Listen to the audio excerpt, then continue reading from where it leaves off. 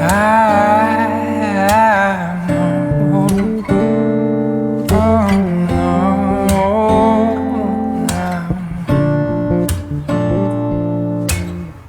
left to rise, buzz like crazy.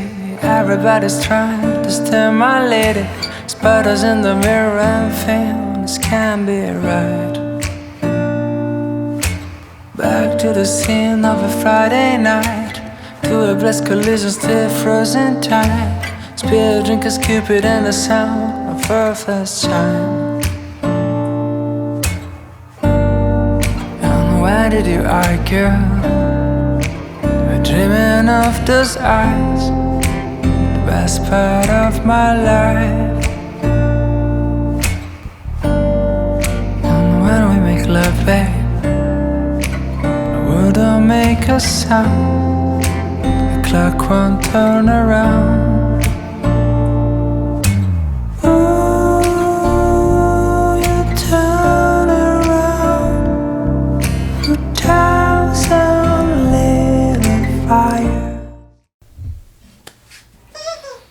Hello my friends, welcome to another vlog.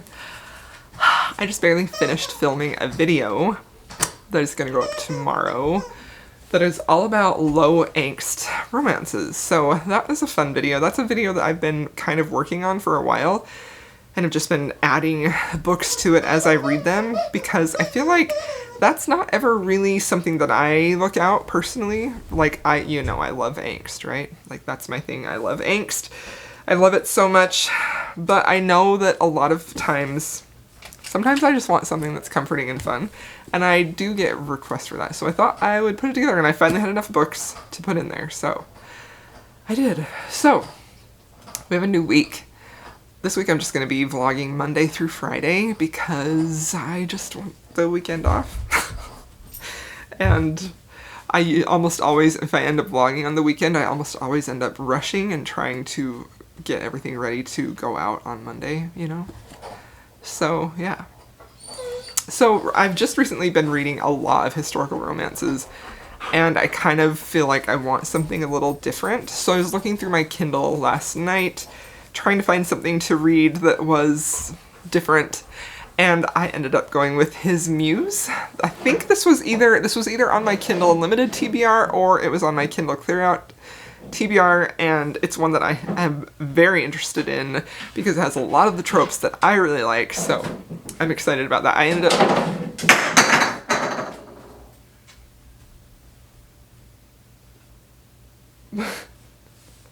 Was that really loud? Did it scare you?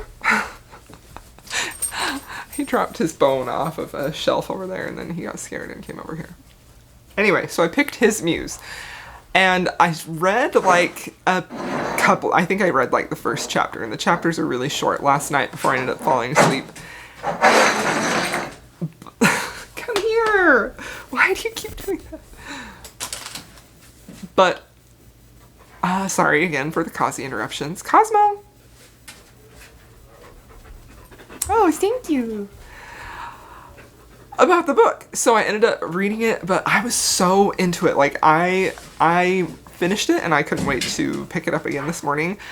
I, of course, can't read because I have to work, but I did get the audiobook. I bought the add-on for Kindle and I am listening to it and I'm very excited. I am very much loving this. So this is about a woman who is not recently, but she's divorced, and she decides that she is going to move to Paris and build a travel agency for women, specifically Black women, she says, which I think is really, really cool. So she has just moved to Paris, which is where I'm at now, and the synopsis of the book is, it sounds like it is a romance between her and an artist who is like 15 years younger than she is. Like she's 44 and I think he ends up being 29. And I'm not sure how they met because I haven't gotten to that part yet, but it's basically their love story. Now, I'm going to tell you right now that if this book does not have a happily ever after, you're going to hear one of the biggest rants that you've ever heard from me, because I have a book, I actually think I may, no, right here. I have this book, I had it on my TBR, and then my good friend Marissa, because this is also an older woman, younger man. It was sold as a romance. I heard it was billed as a romance, older woman, younger man. I had this on my TBR. It was on my 5-star predicted videos, which I'm almost done with reading them, but I'm not going to be reading this. And let me tell you why. I'm not even going to qualify this with a spoiler, because I feel like if you're a romance reader, you would be upset. So this doesn't have a happily ever after. They don't end up together. My friend Marissa wrote me when this was on my TBR, and she's like, just so you know, there's no HEA in that. And I'm just like, I don't want to read that, honestly. So this is a good example of something that is not romance. This is women's fiction. Because the number one rule in what makes a romance is a guaranteed happily ever after. And if you disagree, you are not a romance reader. You enjoy love stories, but you're not a romance reader. That is the bargain that they are making with us. That is what makes us able to read through anything, because we know we're going to get our happily ever after. So, this one doesn't have a happily ever after. I'm not going to be reading it because I don't want to read a book that doesn't have a happily ever after that is sold as a romance, right? Like, I can get behind things that don't have happily ever afters for sure, yeah. But I gotta be in the right mood for it, and I have to know that that is a possibility going into it, right? When I pick up a romance book, I don't even consider the possibility that there will not be a happily ever after. Like, that doesn't enter my mind. So when I get bait and switched like that, I'm gonna be real freaking pissed off. So just so you know, this doesn't have an HEA, it's not a romance, it's women's fiction. But his muse, I think I heard about this from Amanda at Talk About Swoon on Instagram. I'm pretty sure that she's the one that I got this rec from. And I trust her. I trust her completely. So, yeah, I'm gonna read that. And I don't know what else I'm gonna read. That's what I'm reading right now.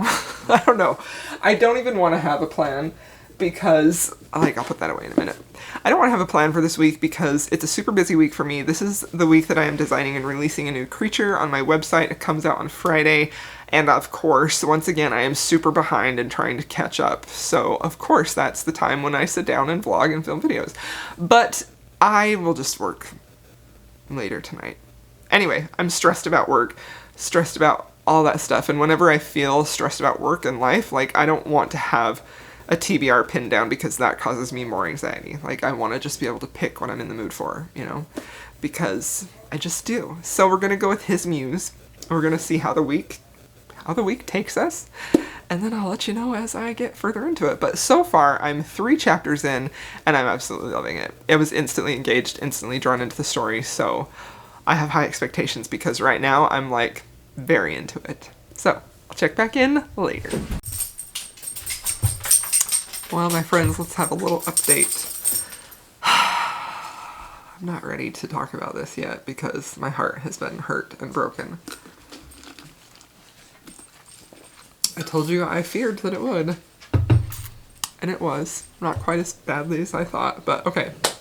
Let's talk about his muse. So, I wanted to update you sooner because I was freaking loving this book so much.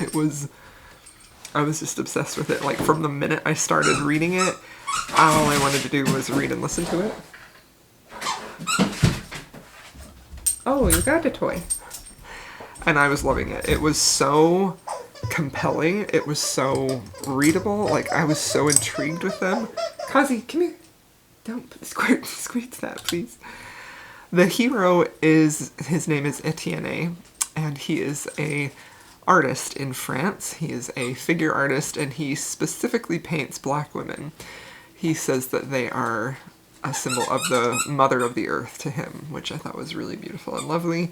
He is a white man himself. Taryn is the heroine, and she is older than him. So Etienne is 29 when they meet, and she is 44. She is recently divorced, had a very painful situation happen. Her husband cheated on her. Her daughter just recently graduated from college, and so she is finally decided that now is the time for her to live her own life. So she decides she's going to start this tour group for American women, specifically Black American women, to come to France, and she's going to tour them around and you know, have a good time with them. So that's why she moves to Paris. She leaves her daughter, who is an adult. And anyway, that's where she ends up meeting Etienne. Now, from the minute that they meet, they had so much passion.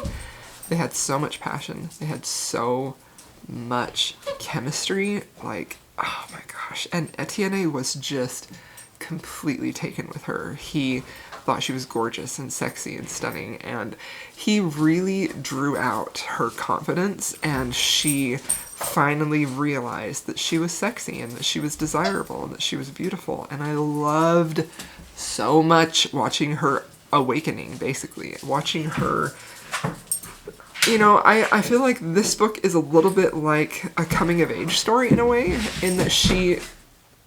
Can you not do that, please?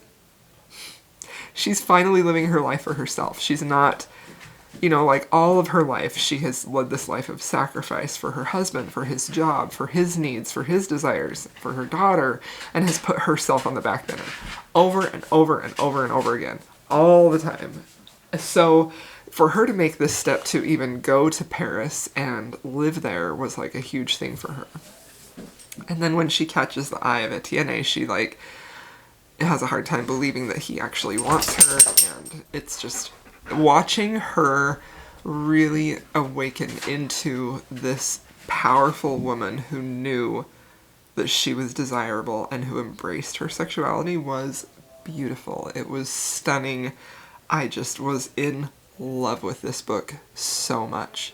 I wanted to come and update you guys about it, but I also wanted to keep reading, so I ended up just keep reading. And the whole time I'm reading this, I'm like, what is the third act conflict going to be?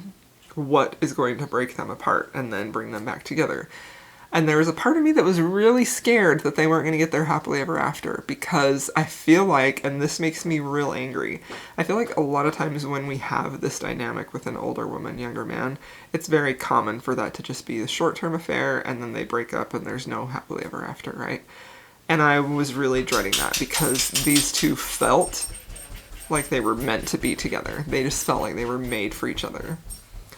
So I ended up giving this book 3 stars, which honestly devastates me because I kind of wish I had filmed myself while I was loving it, because I was for sure this was going to be one of my favorite books of the year.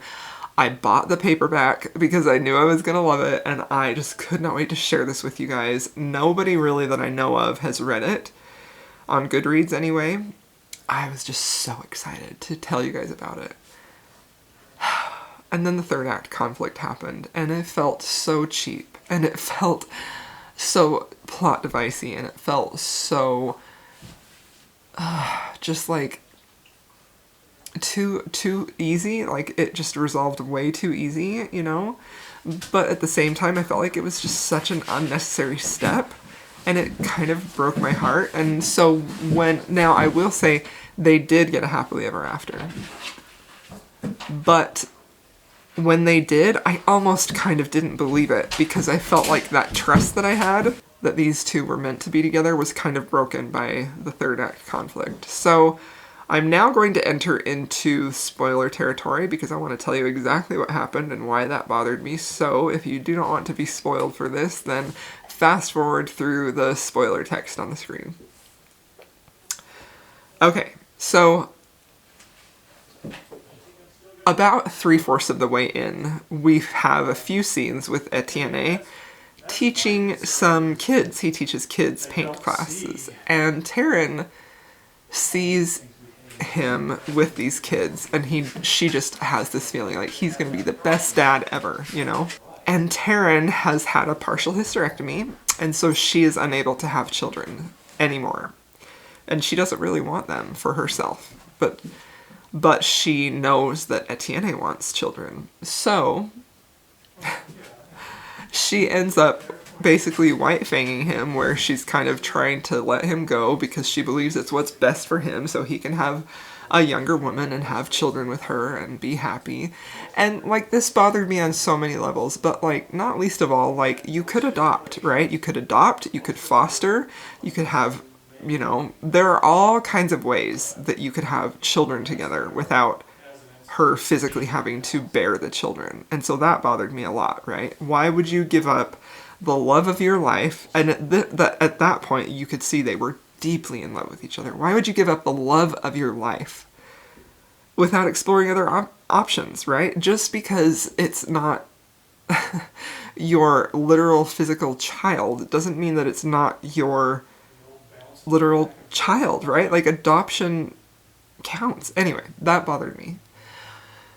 So she tries to set him up with all these other women, and none of them works because he only wants her. And I was like, okay, this is bugging me, but I still believe that nobody is going to be for him. It's just going to be her, you know? And I do believe in soulmates, right?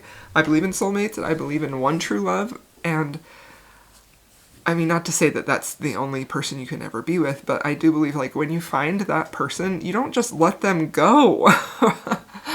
So she finally has this very cosmic meeting with this one woman, and she just knows that this is the future baby mama for Etienne. So she arranges this meeting between them, and she could tell from the minute that they met that they were like, sparks were flying, and it was like, oh yes, this is my person. And when I tell you that that broke my heart, like, I almost chucked my Kindle across the room. Like, I was so mad. Like, I was just so mad. So she ends up leaving Etienne so he can be with this woman. She leaves him. She doesn't respond to his calls or anything. Years and years pass. She's single, and she does have some time where she grows into herself and really figures out who she is without a man and all that, you know, women's fiction type of stuff.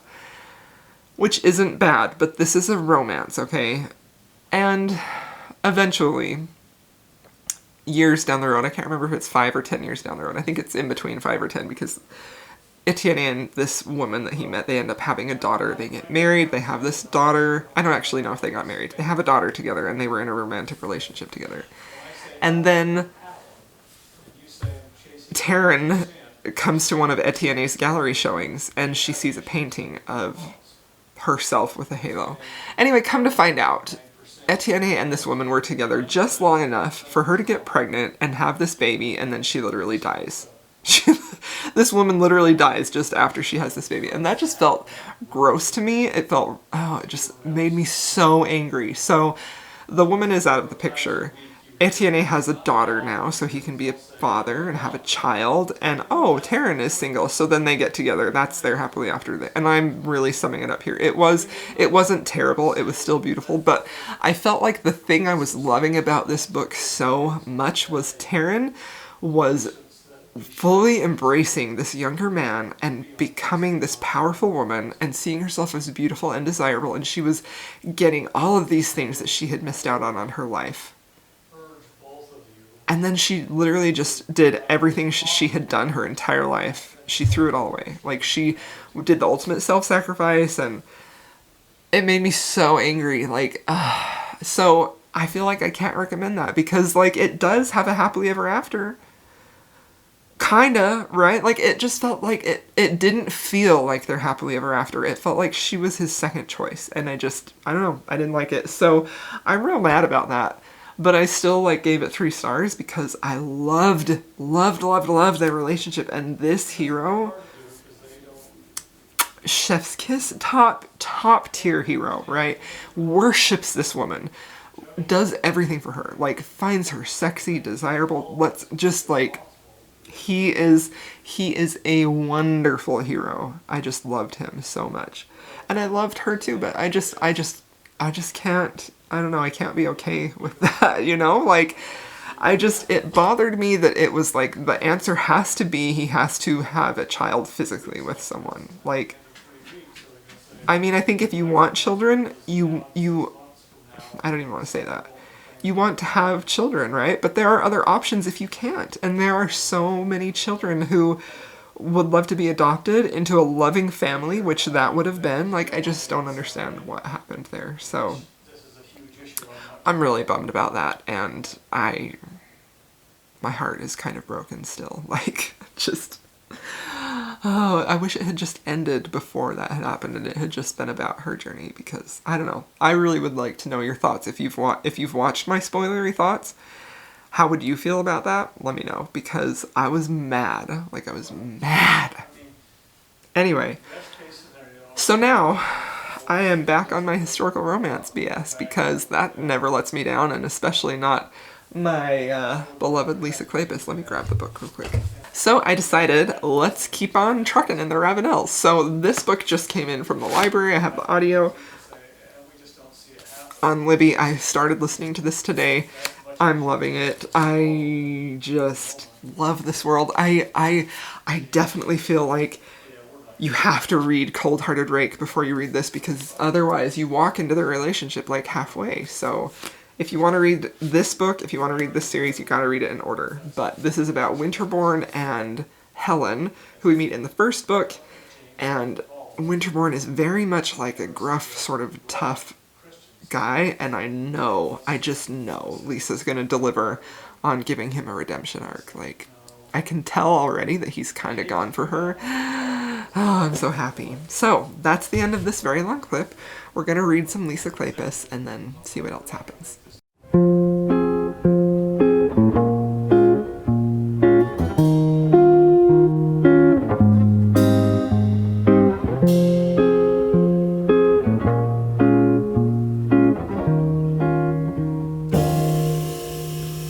You know, when this long night will fade away, and we go back to our old ways, two perfect strangers in disguise.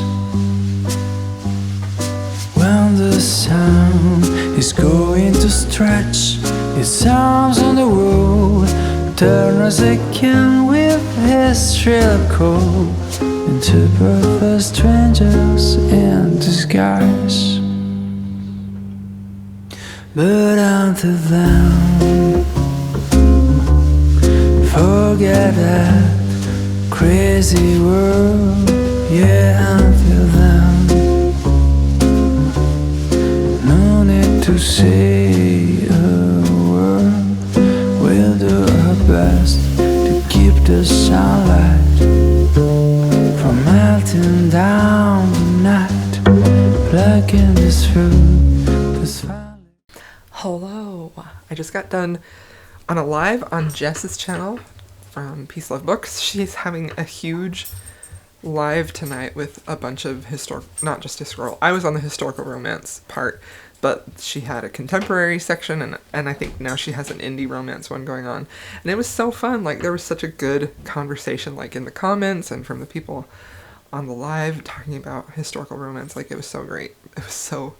It was a lot of fun. There were some good recommendations and a little bit of talk about underrated authors and old school authors, and it was just really good. So I just wanted to update you with that, and then I will update you later with more progress on my book, because I haven't really been reading much today. Today was my shop update, and I just spent the whole day getting ready for that. So now it's Friday. It's time to have some food and read some more. So I'll see y'all tomorrow, I guess. Hello, friends. Welcome to the garage gym. Just about ready to work out, but I thought I would give you a little reading update because it's been a while. I always try to figure out, like, where's the best place to stand in my garage to talk to you without, like, showing you just garden tools and stuff. I don't know why I figure that a workout equipment is better to look at, but I think it is. So anyway, it's Saturday.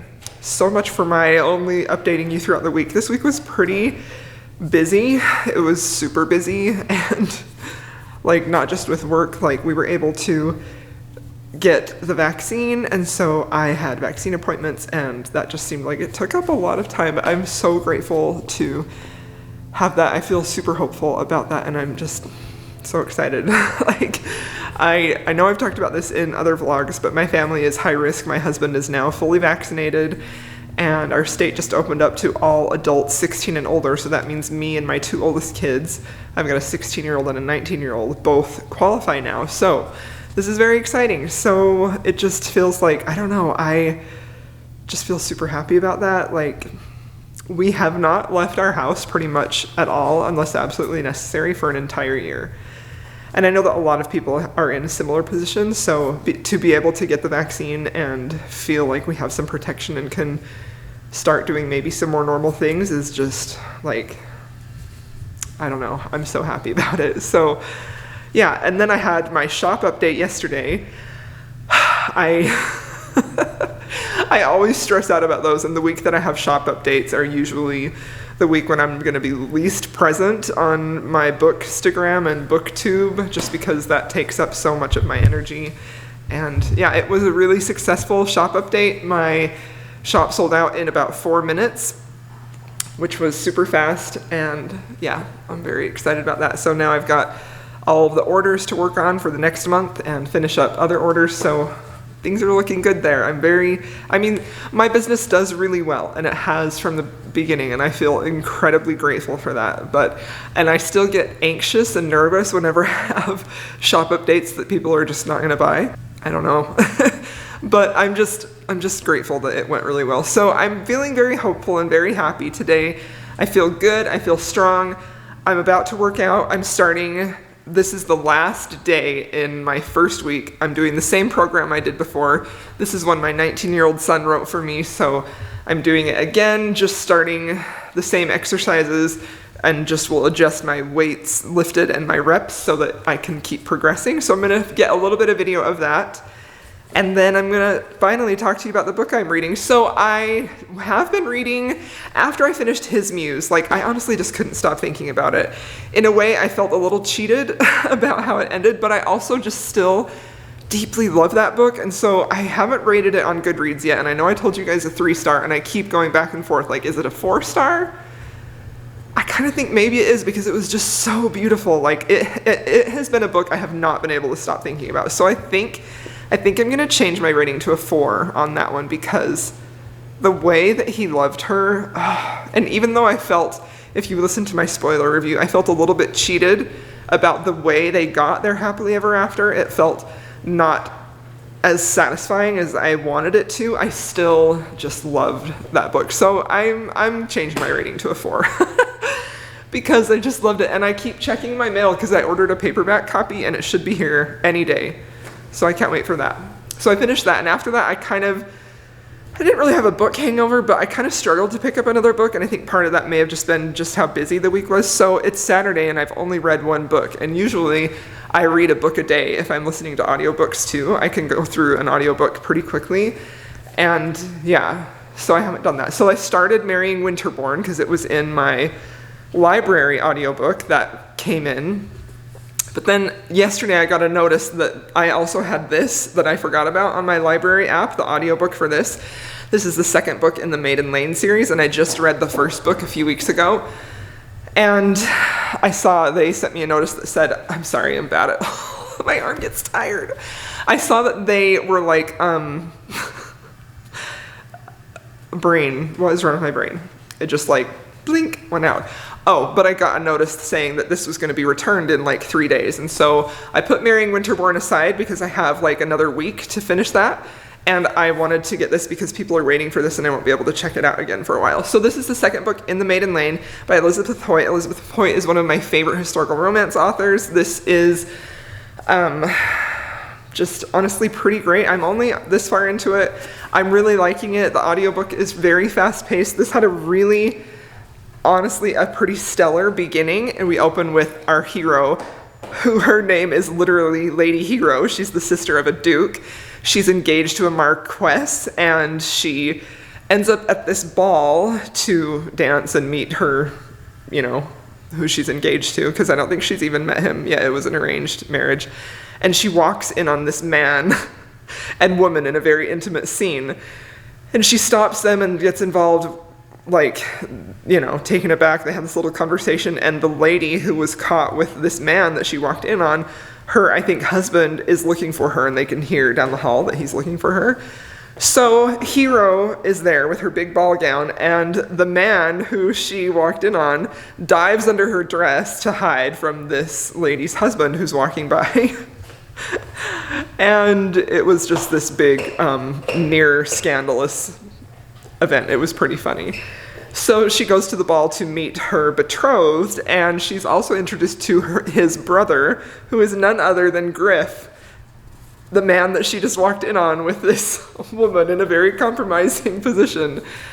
And so it is actually their romance. That's what the back of the book says, that they end up having feelings for one another. And I feel like this is going to be a really interesting book because the hero is, or not hero, Lady Hero, the heroine, it said that she is a very like straight-laced, like she professes that she doesn't have any like wrongs or any sins, like she is 100% by the book, and so she's very like we're going to see her unravel and loosen up.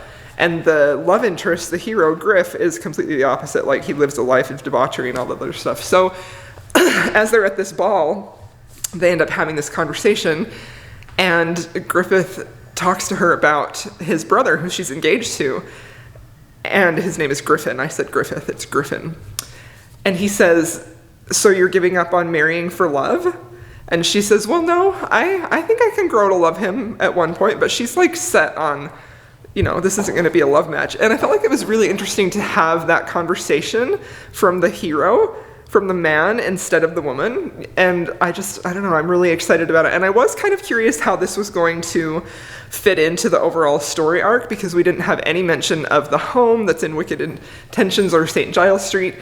And so now we have just barely seen that come into play. So I'm very excited about this. I'm going to keep listening to it, and I hope I'm going to love it. At this point, I feel like I may not love it quite as much as I did Wicked Intentions, which was a 5-star read for me. I loved it. I thought it was full of mystery. It was sexy. It was intriguing. I loved the romance, and yeah, so I'm excited about this.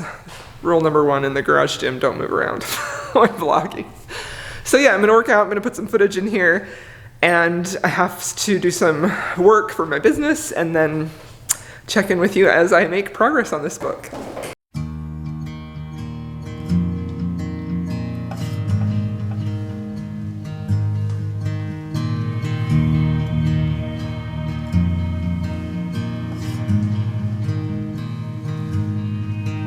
Oh, fear not the cold.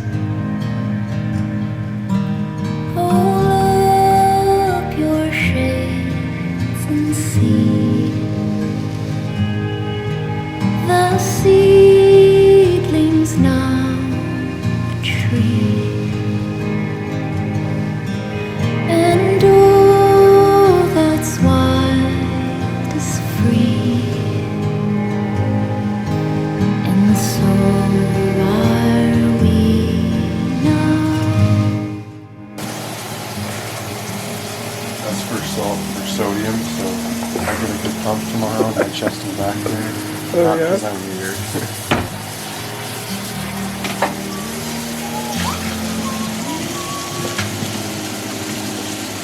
Celebrity. Ladies Go Wild for some forearm veins also.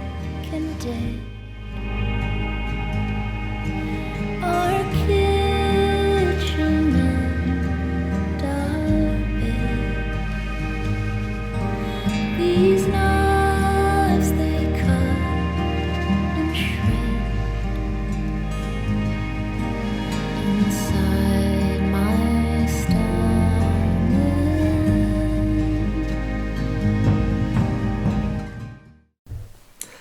Hello friends, good morning. Good morning. Kazi, you want to come say good morning? Come here. Oh, you want to show them your toy? Come here, come here. Come here. Come here. That's not exactly what I meant. This was his first toy from when he was a baby, and it's almost destroyed. But he loves it. You want to have it? Want to have it? You feel pretty? Here you go. Go get it.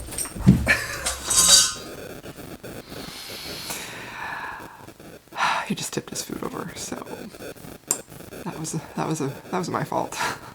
Okay, hello, good morning, friends. So this is the final clip of this vlog, and it's probably going to be a long one because I've done that thing again where I didn't update you while I was reading, and now I have finished 2 books, and we are going to talk about them. So, this is my drink here.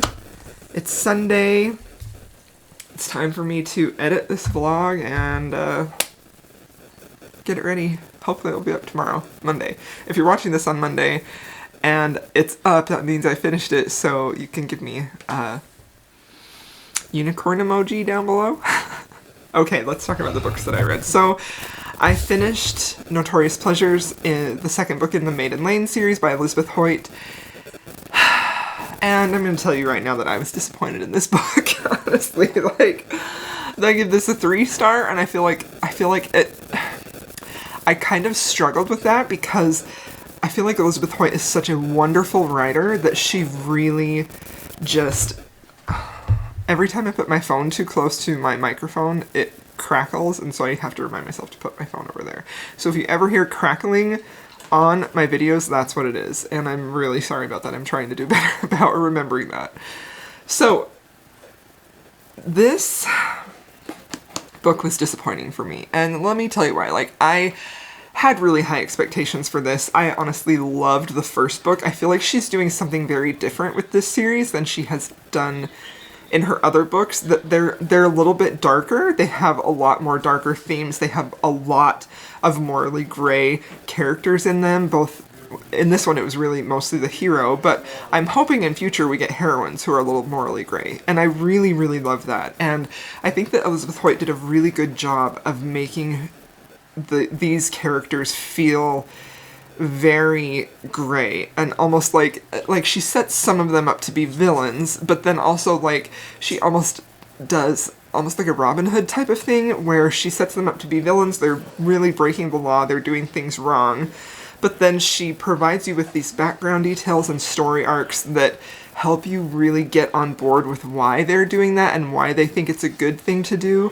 and I love that so much. But I was really disappointed with the romance in this, and because it is a romance, if I am not on board with the romance, it's not going to get a high rating for me, because that is the whole point of why I'm reading this, you know? And I just really didn't like this couple at all, honestly. I did like the hero actually more, even though he was set up to be a villain, and he does a lot of things that are bad, like the opening scene is him with a married woman, so he's a cheater, right? So we shouldn't like him. But I did like him, and I think that she really did a good job of providing a lot of complexity and a lot of depth to his character so that you were sympathetic with him, and I freaking love that so much.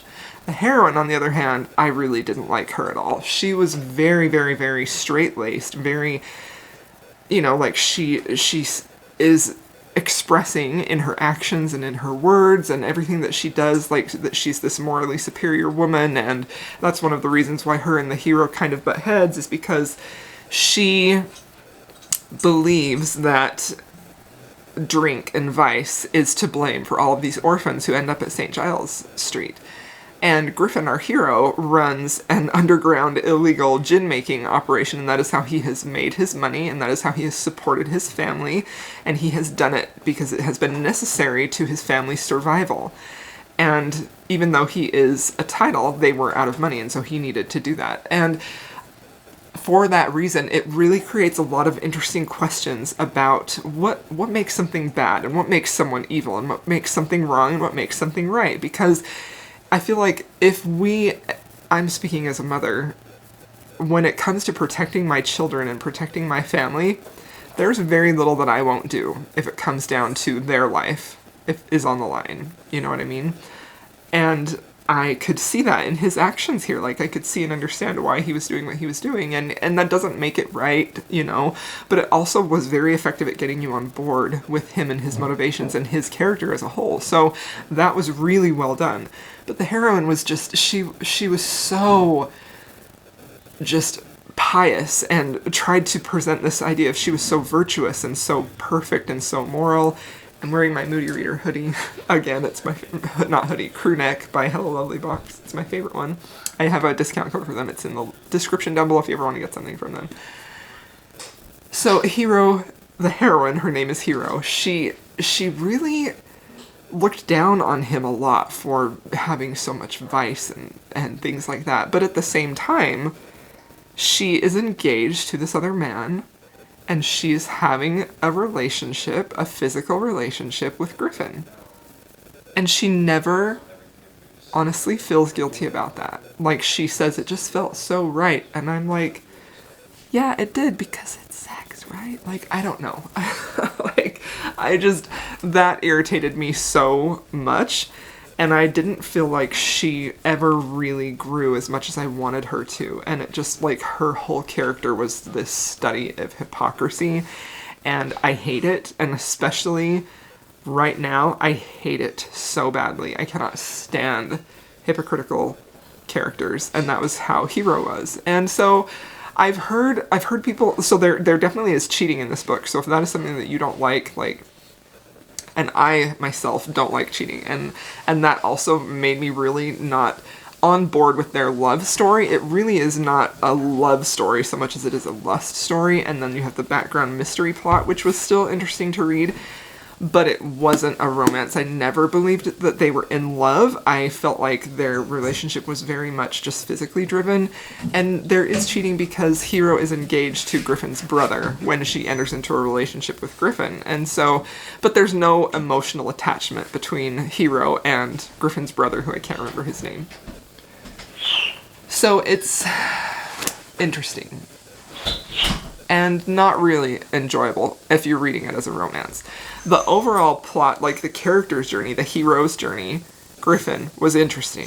The whole underground mystery, there are also a lot of different characters that we meet in here that we're going to see in future books. That's just part of the series, so that was really fun. But the romance was just a huge miss for me. I just didn't like it, and that's largely because of the heroine. Like, I just didn't like her. And I never felt really love from either of them. It was just a lot of, you know. So this was kind of disappointing. Every time I read an Elizabeth Hoyt, I have really high expectations. I expect them to be 5 stars because I love her so much. And her writing is just so solid, and she really does a good job of building a scene and building atmosphere and creating complex characters and complex situations. And I love that so much, because something I feel that is often lacking in some romances is that there's not that depth to the relationship, and there's not that depth to the characters. It's just very surface level. It's very just one note, right? And she doesn't do that. But this specific relationship just didn't hit it for me. So I don't know. I mean, I don't know. It was a 3-star read. It wasn't terrible, but I didn't really love it. And but you do kind of need to read the whole series so that you get that background information about the other characters who are going to come in future books. So you get more of Silence, who is a young woman that's in the first book. You get a little more of her in here, and I'm sure she will come into play in future books. So I'm glad I read it, but I am disappointed in it. 3 stars for this one. So let's talk about the next book that I read. I have to get my phone out for this because this was an ebook. This was actually an ARC. This comes out on Tuesday, March 30th. I have been reading this off and on for several, I think I started it during the Kindle Clear Out Readathon, and I was hoping to get it finished because I knew it was coming out soon, but it just wasn't holding my attention. So the book is The Most Eligible Viscount in London by Ella Quinn. I think the cover is stunning. It's very beautiful. I think Ella Quinn's covers are in general really pretty. I have one of her other books somewhere. The first book in this series also, because the cover is so pretty. But of course I can't find it right now. I don't know where it's at. But the cover is gorgeous, so that's why I bought her first book. And so when I saw this come on NetGalley, I requested it because I'm like, oh, I'm interested in that, you know. So I read it, and I really didn't like this one at all. Pretty much didn't like it at all, honestly. I gave this a 3-star rating on Goodreads, but my actual rating is probably closer to a 2. But I feel like that was a little harsh, because it's not that it's... I want to save 2-star reads for books that have something that is glaringly problematic, you know, something that was either really super wrong with the plot, or something that was maybe, I don't even want to say offensive, anything offensive that the author should know better, that gets a 1-star, you know. But So I ended up giving it a 3-star, but it's probably more like, it's a 2.5-star read for me. It's not a book that I'm going to recommend. It's not a book that I really enjoyed reading pretty much at all. I felt like it was really pretty boring, and let me tell you why that is. So this book is about, let me see their names, Miss Georgie and Viscount Gavin Turley. So Miss Georgie and Gavin, they have had a little bit of I don't even know if it's a relationship. Like, you know, they're courting, he's courting her and she's expecting him to propose to her. Sorry, this cup has been in the whole time.